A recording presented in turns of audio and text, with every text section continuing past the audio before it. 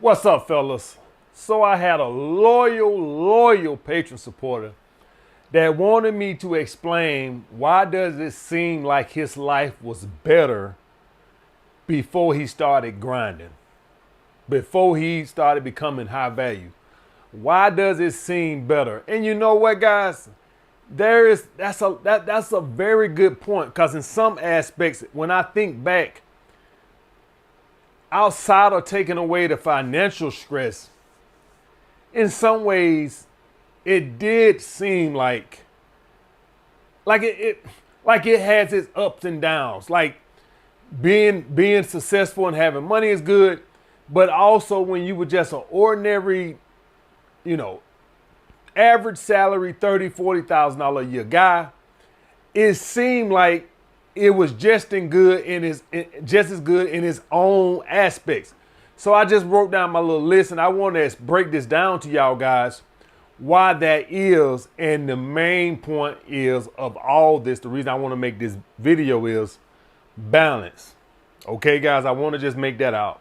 That the main thing that this guy who asked me this question, he's probably lost balance in his life. You need to have balance. Okay, guys? All right, so let me get to this. Number one, guys, you didn't concern yourself with materialism.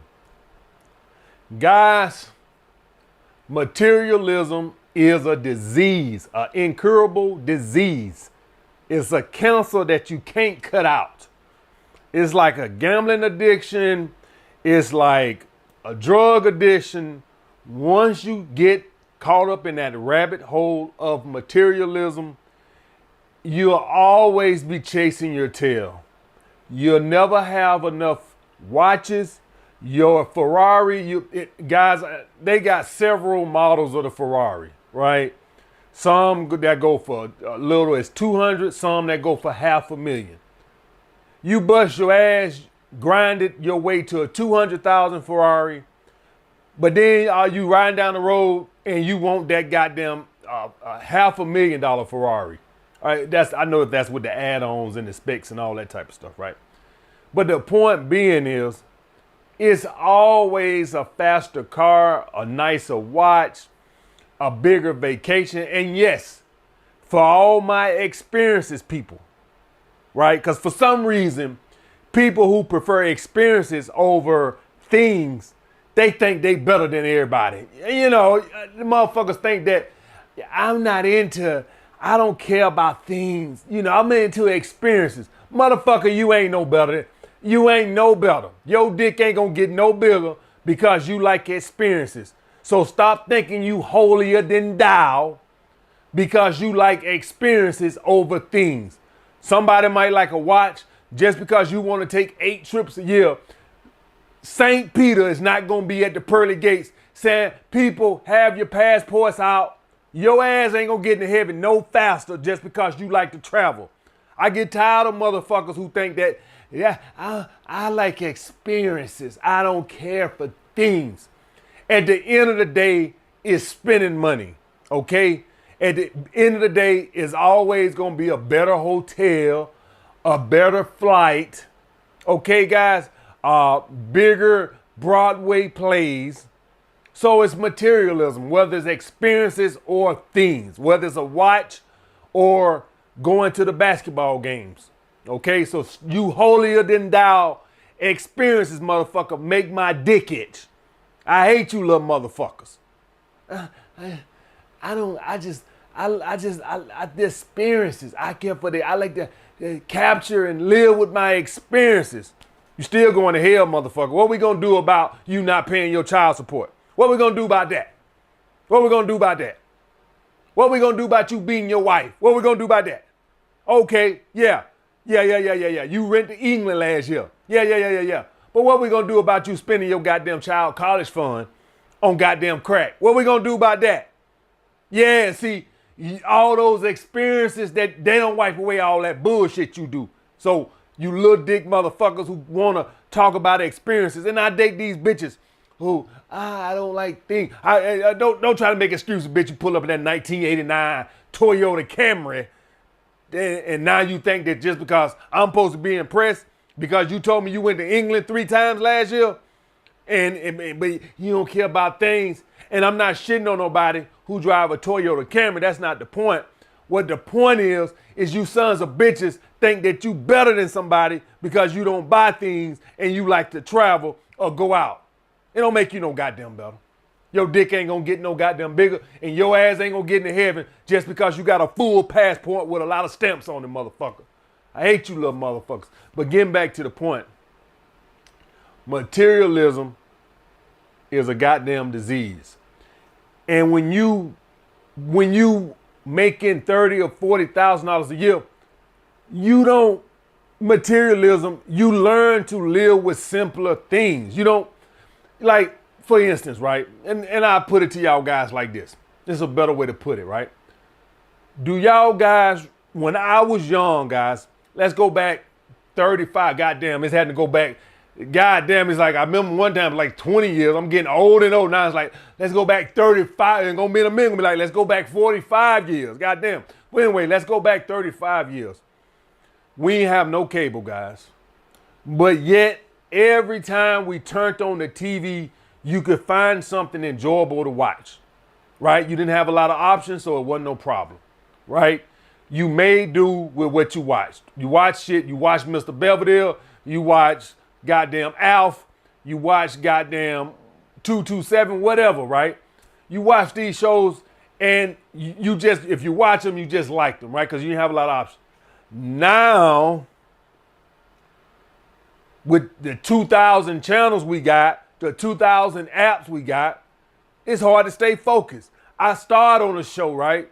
I'll start on a show and I'll watch 3 episodes and I like the show. Next thing I know, I look up 6 months later and I'll see the show on the app again. I'm like, God damn, what happened to that show? How the fuck I stopped watching that? Just so many options. That's what money does. Money creates so many options that it becomes a stress. I know that sounds crazy, right? But when you was making $40,000 a year, there ain't no option. You ain't got shit. You got bills, food, and gas. Ain't no options. You start making $300,000 a year. Now you start like, do I want to get the Lamborghini Aventador, or do I want to get the Ferrari F8, Spider, what all this other shit, right? When life was simpler, that was not something that even computed in your head. When you got money, you're thinking, do I want to go to Russia this year, or do I want to go to France? When you was broke, that's not something. You went to work, you came home, you had a beer, you watch the TV, you go to sleep. You ain't have all these stresses. Options create stress, right? When you be honest, I know this is red pill land, but we just gonna be honest just for today. Y'all can start lying tomorrow, but just today I want you guys to be honest. Be honest. When you had a good girlfriend, one good girlfriend, one life, a lot less stress than a rotation of 4 bitches, yeah, it feels good to fuck 4 girls. But we're going to be honest. Is this going to be bullshit Mondays, or is this going to be truthful Monday? We going to bullshit around today, or we telling the truth? I know this red pill land, but let's just be honest for 1 second. Just 1 second. Before the shit got bad. And I know at the end it probably got bad. But for the period that it was good, tell me one good girl ain't better than having a rotation of 4 girls. Be honest. Be honest. We just gonna be honest. The one girl, because it's a lot less stress, it's a lot less headache. Money create options, which create stress. So when you was broke or just getting by, the options one day, you didn't think about this type of shit. You just live, pay bills, go to sleep, and you never thought about materialism. You never thought about it. You just was happy with it. You just never think about it. As soon as you get money, I don't do this, I don't do that. What do I invest in? So that's one, guys. One, materialism and money creates options. More options creates more stress. trying to find something to watch on with 4 channels opposed to 400, I'm telling you right now, the 4 channels are going to create way less stress. What happens when you got the 400 channels? You always feel like you're missing something. I know it's something better on here somewhere. I know it's something better on here. That's what money does. Creates more options. More options create stress. And I know, guys, more options is better, but I'm just talking about from a stress point. It's always better to have options, right? It's always better to have options. But I'm just talking about from a more stress point. Next, guys, your life revolved around socializing over creating or making money. So when you were broke, you work your 40 hours a week, you hang out with your friends, you live your life, and that's what it was. Now you trying to turn a Punky Brewster, goddamn Monty Millions, right? Or Brewster's Millions, right? And now all of a sudden you're working 80 hours, you got a bad work-life balance, and you're just like, you just think to yourself, God damn, it seemed like my life was better before than it is now. That's because, and this is what I was just saying at the beginning of this video, guys. See, you got to still have balance. See, if y'all guys notice, I don't advocate a 7-day-a-week grind mode no more. I don't do that no more because I almost burnt out in 2018 with that. So if you go back and you watch my first videos at the end of 2017 and like halfway to 2018, I used to always say go into grind mode and just grind. And shortly after that, around late 2018, y'all have not heard me say anything about put your life on hold for 1 year and grind. I almost fell in depression with that shit. So before I get into that, I want to just make sure you guys understand that to make sure you have a balance, that Monday through Friday, you can grind 16 hours a day, but keep Saturday and Sunday for socializing so you don't fall into a state of depression. But anyway, the thing what we do, guys, because I'm not trying to discourage you guys from grinding. The thing what I'm trying to tell you guys is the whole point of all what we do of grinding is we put in this 5-year grind and now we're able to kick back and relax and go socialize while the grind that we put in on that 5 years now is paying dividends passively. So what I'm saying, let's hypothetically say you started a business, 5 to 10 years, I should say. Let's say you started a business, all right? And you're going to work 80 hours a week for 5 years, right? Well, after that 5 years, now the business is at a point to where it's running itself. You still got to work now. You can't just go to the beach every day. No, you still got to put in 40 hours a week, maybe 50 hours a week. But now you can have a much better work-life balance. And now this business is giving you greater earning potential.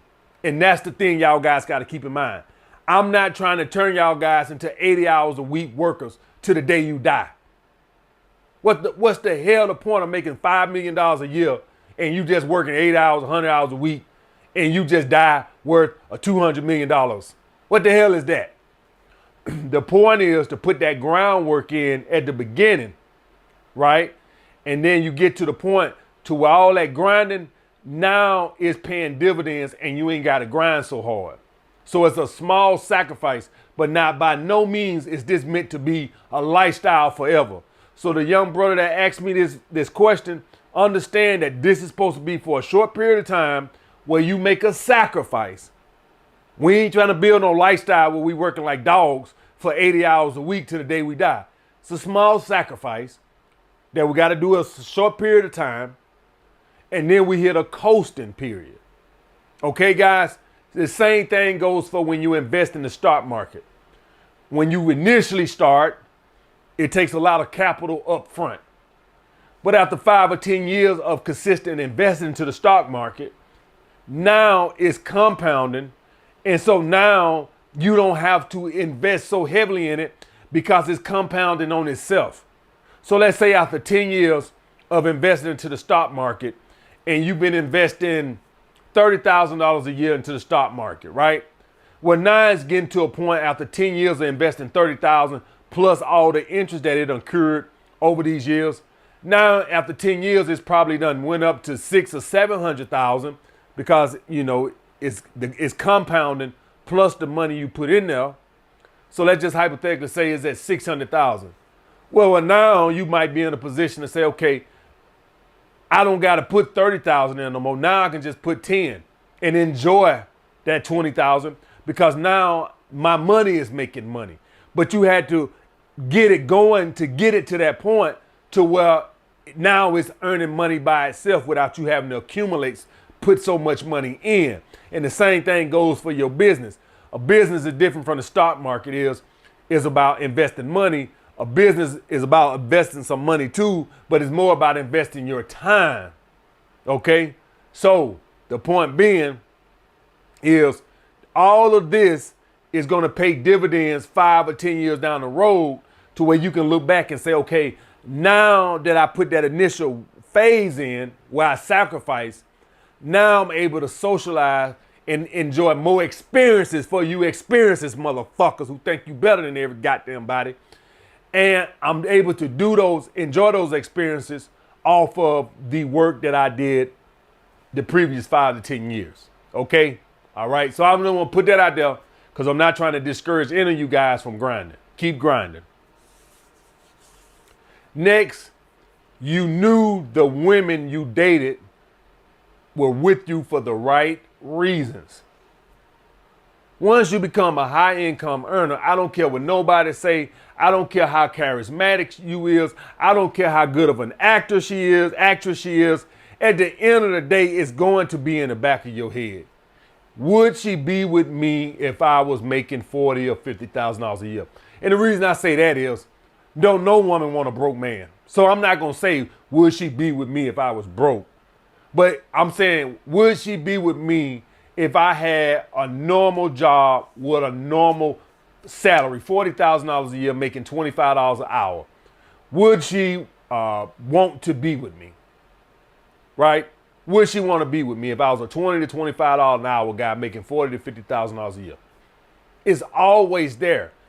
When I was in the basement and I had a girl, I had nothing. Now, at the end, when I left the basement, I started making some money then. But at the beginning, no, for the first 4 or 5 years I was there, I ain't had shit. So when I was with a woman, I knew it was for the right. I knew she had to have genuine desire. I ain't had shit. It's much better to be freer or to have companionship when you know it's for the genuine reasons. This is why I tell you guys, for any of my guys over here that are purple pill, I'm not saying act like you broke. Don't no woman want no broke man.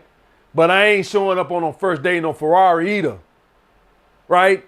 I'm going to drive. If you got a nice exotic car or something, you should have a everyday car. She won't even know I got no Ferrari. Now, me, like I told you guys, I don't do none of that.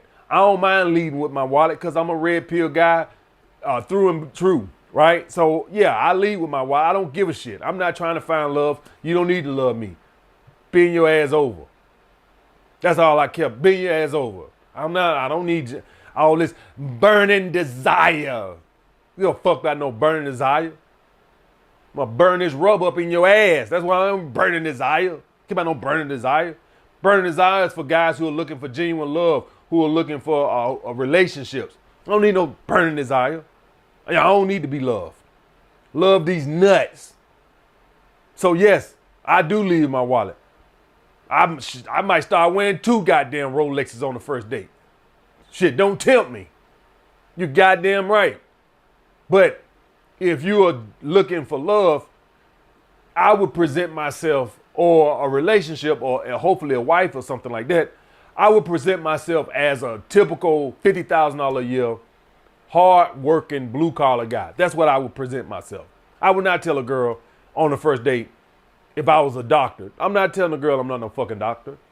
For the first month, I'll tell her, but for the first month, I would not tell a girl if I was a doctor or a lawyer, any of that shit. All you got to do is don't give her your last name so she can Google you. And because I do that right now, so bitch looking up alpha male strategies or my last name, they go looking up alpha. Fuck them to sleep, huh? Hell no. Franklin Johnson, you're goddamn right.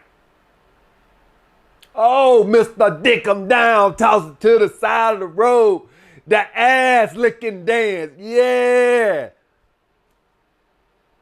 I know goddamn well y'all guys don't think I leave with that shit. Dick 'em down, tossing to the side of the road. Oh, I just know that gonna give me a whole lot of ass.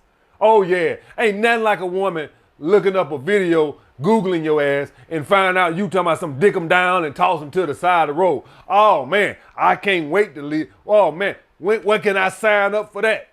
Do I look stupid to you? Do you think I made it this far on YouTube being stupid? So, if it was me, you do what the hell you want to do. You can wear your goddamn doctor smock if you want to, white suit on the first date for all I give a goddamn. I'm talking about if it was me and I was purple pill and I want a genuine relationship, I would tell her after a month. And I would tell her why I lied. I would tell her, I would say, listen, I wanted a woman that with me for the right reasons. So I'm here to tell you now that I'm really a doctor. And my name is Samuel Wilson, not Samuel Brown or something like that. Whatever you really. I would tell her and I would tell her why. That's what I would do. You can do what the hell you want to do. There's nowhere in the hell if I was looking for a relationship, I'm going to tell her, you setting yourself up for heartbreak. You setting yourself up. But when you was poor, you never had to worry about none of that. When you was struggling, you had to worry about none of that. When you met a girl, y'all went on a date, you knew it was genuine and it was just better. All right? Part what I make is my shit is coming from a red pill stance. So yes, high value, dig them down, and we toss them to the side of the road. All right, next, why it seemed like life was better when you was struggling. No expectations from family and friends. Do y'all guys, let me put to y'all, could you imagine if you was an NBA player making $10 million a year? How do you tell a cousin or a brother or a sister you ain't got it? Oh, I got it. I just don't want to give it to you. Could y'all guys imagine that? Imagine making $10, $20 million a year and a cousin calling you, or a close brother, close sister, or a very close cousin or auntie. And you know, of course, it's always an emergency, right? Nobody ever calls nobody to borrow money to go to the casino. My transmission about to go out. And I don't know how I'm going to get back and forth to work. And that man told me that transmission is $5,000. How do you tell him no? I know you got it. See, for you guys who work a typical job and you make a average salary, you make $50,000 a year, somebody call you to borrow $100, you can just play broke. Then you might got $10,000 in the bank, but you can just play broke. Man, I just paid my rent, man. I wish, boy, if you would have asked me last week, but man, I just paid that rent. You could just lie and say, I ain't got it. They don't know you don't got it. They don't know you got $10,000 in the bank, $20,000. You just say you don't got it. When you become successful and everybody see you shining and you're riding around in your goddamn new Maserati, how the hell a motherfucker call you and ask you for $200? How the hell you say you ain't got it? I know you got it. Now it's just a matter of if you want to give it to me or not. And see, that's the thing right there, is that the expectations. God, I know you got it. I know you got it. That ain't in debate. It just matters if you love me enough to give it to me. And so now you feel required when people call you and ask you for reasonable amounts. If somebody if you make $200,000 a year and a brother or sister call you and ask you to borrow $400, that's a reasonable amount. It's not like they ask you for $40,000. You know, that's a reasonable amount. You got it. Now it's just a matter of if you want to give it to me or not. See, now you feel like you're required to help everybody. And this ain't even about no, well, if they pay me back. When you making that type of money and they're struggling, and it's not a crazy amount of money, right? Somebody call you and you got it like that, and they ask you for $300 and they struggling, they just lost their job. Like, and you talking about something, I'll pay you back, and I'm struggling. I'm about to get kicked out of my house, and I'll pay you back. Yeah, I'll pay you back in 3 years, but I'm down on my luck right now, motherfucker. So then you just feel like everything falls on you. You're required to help everybody. You become the safety net for everybody in your circle and shit like this. And so you have that stress on your head that you feel like you're required to help people, whether they pay you back or not. This ain't even no situation about, well, if they paid you back last time. We're talking about a situation where you're dealing with family members and they struggling, and they might be in a position where they can't pay you back. And you say, well, damn, you should just give it to them. Yeah, but goddamn, you got everybody coming at you. You got goddamn uncles, cousins, brother, sister. Shit adds up. And then another thing that goes in your head that a lot of people who watching this might don't grasp, you know, and this is why I'm more conservative now than liberal. You know that if you did it, they could do it if they wouldn't have put the work in and sacrifice. See, while they was going to barbecues and partying and living it up, you was sacrificing and grinding. See, now we get into the crust of the shit why you don't want to give it to them. Because you start thinking about the sacrifices you made that they ain't willing to make, but now they feel like they're entitled to some of your success. When in actuality, you know that if they was willing to put the work in and make the same sacrifices you made, see, while you was in trade school and working a full-time job, and they ass was making it rain in the strip club. See, while you was investing into yourself, they were buying clothes at the mall. See, while you was grinding, they were doing it for the gram, flying their ass overseas, putting it on the gram, or in the club, or on the gram with their new bag. While you was spending that $2,000-$3,000 investing in your business or investing in getting a skill, they invested $2,000-$3,000 buying a Louis bag so they could do it for the gram. And see, that's what pisses you off. See, every year, I get a little bit more conservative, because now I see that anybody could do anything. It's just about you willing to make the sacrifices.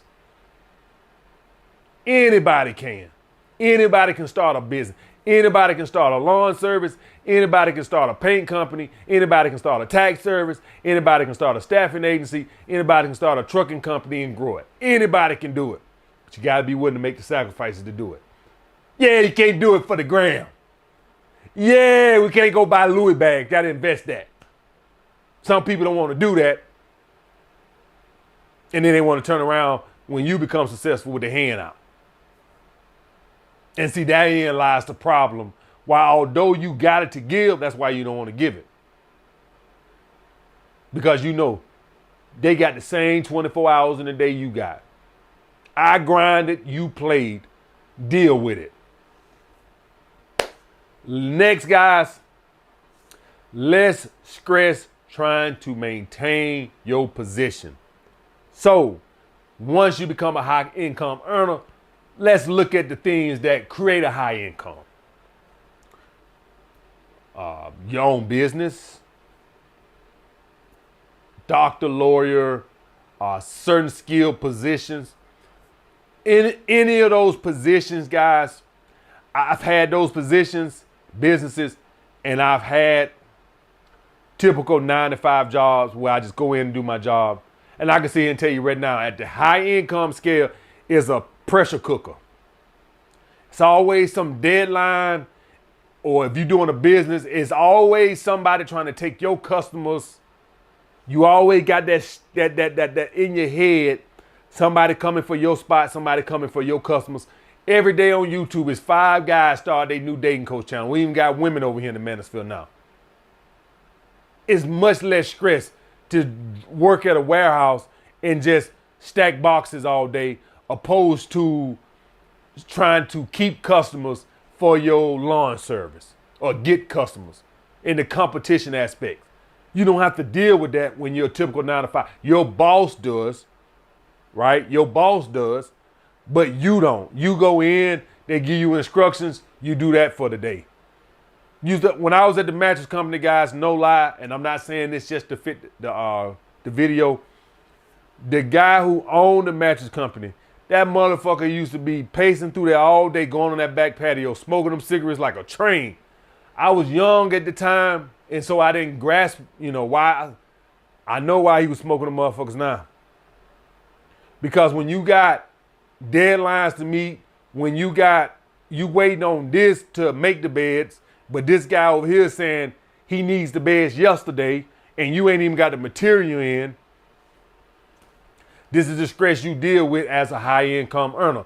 This is why most people don't want to deal with entrepreneurship. They know this. They don't want to deal with that. It's much easier and less stressful to give me a list and say, okay, I need this completed by today, and boom, that's it. I don't have to deal with the competition aspect of maintaining businesses, maintaining customers, and all this other type of shit. It's much easier to just give me a schedule to complete for the day, and I'm done. And you worry about keeping the customers happy. That's why a lot of people deep down, this is why they don't want to get into entrepreneurship, because they know that. There's a whole nother level of stress, even without being in entrepreneurship. Even when you're doing a very high income skill, like I want the immigration lawyer, the young guy that I used to train in New York City that was an immigration lawyer, he used to say, everybody, all the lawyers in the office knew not to leave before the boss left. If he stayed to 7, your ass stayed to 7:05. If he stayed to 9, you stayed to 9:05. Don't leave before he leave. Because that's a high pressure cook job that is always push. You see lawyers, guys, the reason they always got bags under their eyes and they look like they 10 years older than what they really is because it's always a pressure cooker. It's never not enough. You're never not working enough. You need more billable hours, work more, grind more billable hours. If you don't get enough billable hours, the boss, the law firm boss, he looking at you while the hell you slacking. He don't want the bare minimum. He wants you going above and beyond. And that's what these type of jobs do. They require you to go above and beyond. Opposed to if you got your typical 9 to 5 job, they ain't expecting you to come in and be a super warehouse worker. Come in, do your job, go home. We ain't expecting you to do the job of 3 men. These high income jobs, entrepreneurship, they do. They do. You're a doctor. Ain't no goddamn 20-hour work weeks. Not at the beginning. You might get to a point where you put your 20 years in the way you get it like that. Your ass ain't gonna get it like that right out of residency. You can forget it. Your ass gonna be 100 hours a week. So that's another thing, guys, is the pressure cooker of these high income skills, jobs, entrepreneurship. Look at LeBron James. LeBron James make $100 million a year. And yet, he had one bad game and it's all everywhere. LeBron James shot 30% from the field every game. Got that $100 million come with a whole lot of stress. Next, guys, jealousy. Covertly, overtly, in any aspect, you know it's there. You cannot be successful without dealing with a smidgen or a lot, some more than others, of jealousy. What you see a lot of people do to keep down jealousy is what do very successful people do. They try to be very charitable and all this type of stuff. That's to keep down envy, keep down jealousy. That's why. And they want it to be public that they do this and do that because they want to keep down jealousy.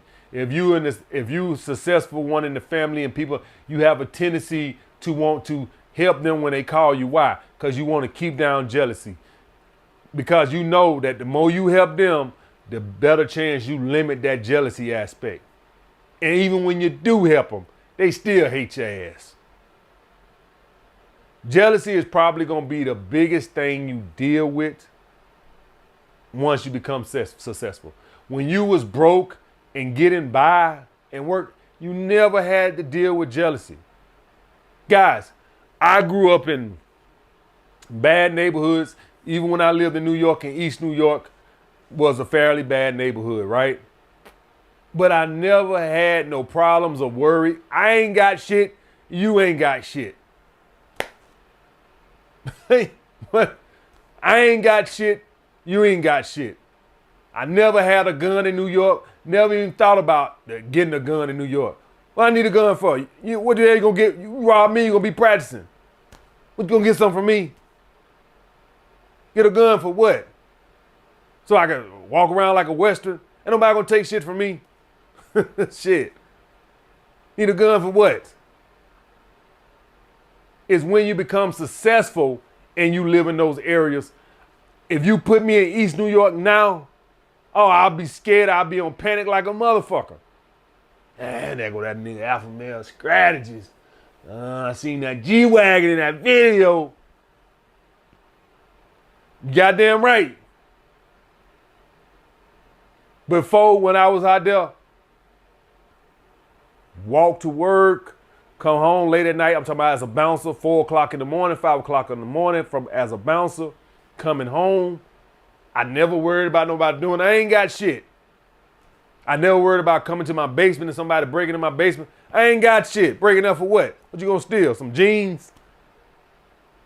Got shit. When you get something, what you gotta do? You gotta go isolate yourself. You gotta get where the higher earning people stay. You gotta get the hell from over there. Because now you know you're gonna have jealousy. And lastly, guys, rose-colored glasses. So what you seem to a lot of guys who think like this, who say, man, it seemed like I was happier times when I was struggling. Probably the number one thing they do is, it's the same thing they did when they broke up with their ex and they started missing her and swearing she was the best thing since sliced bread, right? Is they forgot all the days she came in and got on they goddamn nerves, right? The same thing right here, right? You done got up now, you're doing successful. You forgot about all the times that when something minor happened to your car, it was stressful, right? Yeah, we just forget all about that. We just remember the good old days. Oh man, it was so good to be broken in the hood, drinking beer with the good. Yeah, but you forgot about that time where you got sick and you missed that week of work and you had to borrow some money from your sister or your mama because you were living check to check, and so you had to borrow some money to cover rent. Yeah, we forget about those times. When you think about your ex-girlfriend, yeah, you remember all the blowjobs and all the times that were good. Yeah, but you forgot about how that bitch used to just ignore your ass for 2 months and wouldn't talk to you and give you the silent treatment. Yeah, we just tend to forget all about that. I forgot all about that. I just remember the blowjobs. Being broke and struggling and getting by sucks. But you can trick yourself into forgetting the little small thing. So one thing that used to piss me off when I was broke, right, was when, okay, I take y'all guys, a case in point, I holler at a girl in the gym, hot chick in the gym. This was when I was in New York, right, and I was still broke. And she found me attractive. She gave me my number. But when we talking, she's asking me things that's kind of like analyzing where I'm at financially. And you hate, because she wasn't trying to find a rich dude. She already could tell that I want, she know I want a rich dude. But after she talking to me, she could tell not only is he not rich, he ain't got shit. Like, if I would have been a dude that was making $75,000, y'all got to remember this New York now. I think that if I was a dude making $75,000, she would have said, okay, I can work with that. I don't really think she was looking for rich, but I think she wanted a dude that she can at least think could take her somewhere nice. I couldn't take you nowhere nice. And so when you get disqualified from certain girls just because you're not even really stable, that stings. You're going to have your women who don't care, but you hate when you lose women that you find attractive and you know the reason you lost them is because socially, economically, you're not in a position that's even viable. That shit used to piss me off. That when I used to have some girls and I could tell that the reason why she's not giving me a chance is not because I'm not rich, not because I'm rich. I don't think she's really looking for rich, but it's because I'm not even really in a situation to do anything. Yeah, you forget about those times. You forgot about those times. You forgot about when you went to the club when you was a struggling guy and you saw this hot chick, and you go up to her and you could basically tell that she ain't giving you the time of day because you ain't got your shit together. Yeah, we forget about those. So another point where I want to say, guys, is sometimes things that seem like it's good ain't always good. Just because things seem like they were so great back in the day, they never as great as they say they were, as they seem like they were. Now that you're successful, you do stuff, you go shopping, you don't even check to see how much shit costs. My light bill come in, I don't plan for it on Friday or next Friday. I pay it right then. Yeah, you forget about that back in the day when you was broke, you got a bill, and then it's like, okay, next week I got the car note, so I pay the light bill on the next check after that. Little shit like that. You just forgot all about that, and all you remember is that when I was broke and struggling, I didn't get jealousy and I didn't do this and that, but you forgot about the other bullshit. All right, guys, so that's what we call rose-colored glasses. Well, we only remember the fun times with shit. But anyway, guys, I hope y'all guys learned. So I hope this answered that dude's question, man. Keep grinding. Keep grinding. Life is much better. I wouldn't trade success for going back being broke just because I remember some good times. And I'll get back with you guys next time.